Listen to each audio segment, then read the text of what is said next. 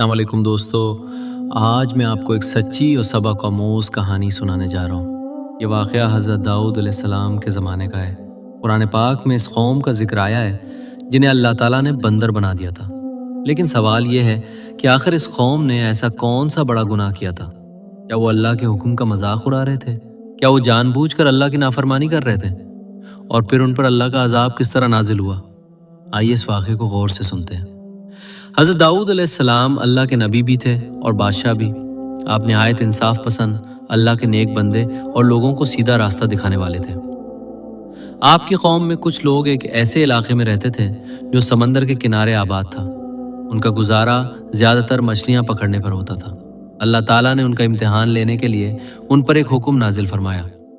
اللہ نے فرمایا، تمہارے لیے ہفتے کا دن یعنی سنیچر صرف عبادت کے لیے ہے۔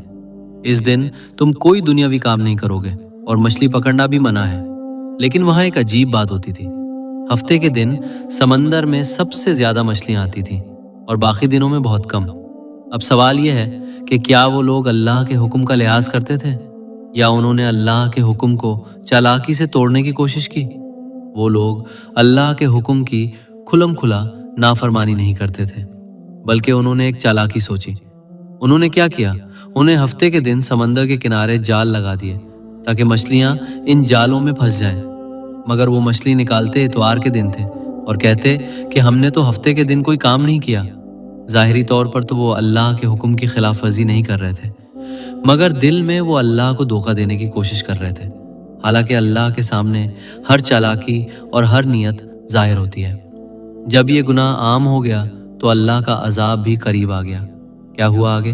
کیسے اللہ نے ان کے ساتھ ایسا سلوک کیا جسے قیامت تک لوگ یاد رکھیں گے؟ جب ان لوگوں کی نافرمانیاں حد سے بڑھ گئیں اور بار بار سمجھانے کے باوجود وہ باز نہ آئے تو اللہ تعالیٰ کا سخت عذاب ان پر نازل ہوا۔ اللہ تعالیٰ نے ان سب لوگوں کو بندر بنا دیا۔ یہ قرآن پاک میں سورۃ البقرہ، سورۃ الاعراف اور سورۃ النساء میں بھی ذکر ہوا ہے۔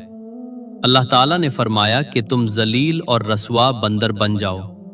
اگلی صبح جب لوگ اپنے گھروں سے نکلے تو دیکھا کہ کل تک جو انسان تھے آج وہ سب بندر بن چکے ہیں۔ نہ وہ بات کر سکتے تھے نہ کوئی کام کر سکتے تھے۔ یہ ان کے لیے دنیا میں ایک عبرتناک سزا تھی۔ اللہ تعالیٰ کا نظام ایسا ہے کہ جو قوم اللہ کے احکام کا مذاق اڑائے آخرکار ذلت اس کا انجام بنتی ہے۔ اس واقعے سے ہمیں یہ سبق ملتا ہے کہ اللہ تعالیٰ کے حکم سے کھیلنا نہایت خطرناک ہے۔ جو حکم ملا ہے اس پر دل سے عمل کرنا چاہیے۔ اگر آپ ہماری یہ ویڈیو سن کر کچھ سیکھے ہیں تو ہمارے چینل کو ضرور سبسکرائب کریں تاکہ آپ تک ایسی مزید اسلامی اور سچی کہانیاں پہنچتی رہیں۔